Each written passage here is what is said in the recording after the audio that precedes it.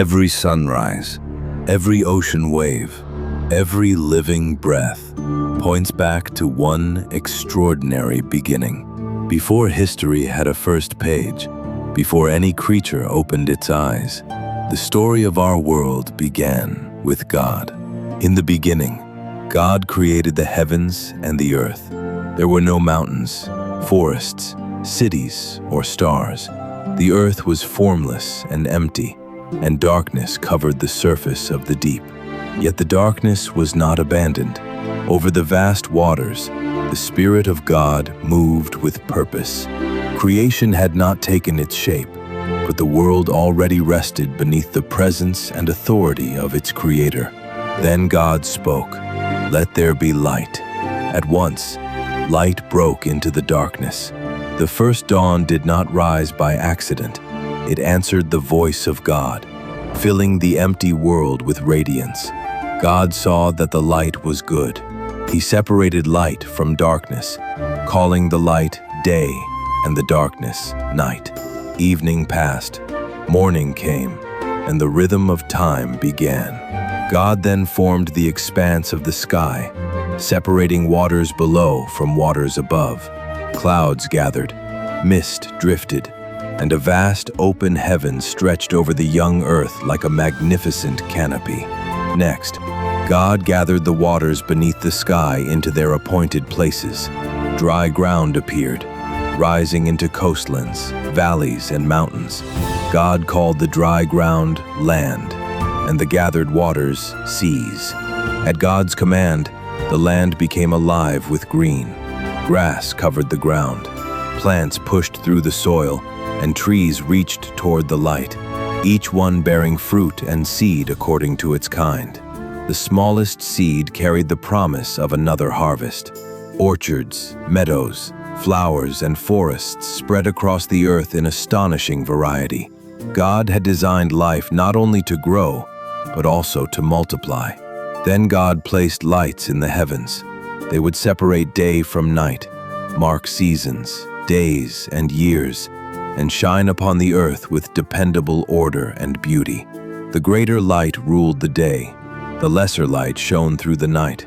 Beyond them, countless stars filled the darkness.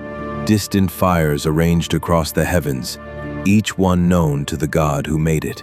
Morning followed evening. Seasons would turn, tides would rise and fall, and generations would measure their days beneath the same faithful sky. The universe moved with rhythm, purpose, and order. God spoke again, and the waters teemed with living creatures. Schools of fish flashed beneath the surface, coral gardens filled with color, and life moved through every depth of the sea.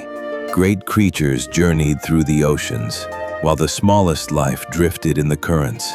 From powerful whales to delicate creatures hidden among the reefs, the seas overflowed with God's imagination. Above the water, birds swept across the open sky. Some soared on powerful wings, others gathered along the shore or sang from the trees. God blessed them to multiply and fill the earth. Then the land brought forth living creatures, livestock, wild animals, and every creature that moved close to the ground. Strength, speed, gentleness, and instinct appeared in countless forms. Across forests, plains, rivers, and hidden places, creation became wonderfully diverse. No two creatures were exactly alike, yet each belonged within the world God had prepared, and God saw that it was good. Then came a moment unlike every other. God said, "Let us make humanity in our image." Human life would carry unique dignity, moral responsibility, creativity, relationship, and the calling to represent God's wise care. Male and female, God created them in His image. They were equal in worth, made for fellowship with God and with one another. Humanity entered creation not as an accident, but as deeply valued life. God blessed them and entrusted the future to them. Be fruitful, multiply, fill the earth, and cultivate its possibilities. Families, communities, learning, work, and culture would grow from this first commission.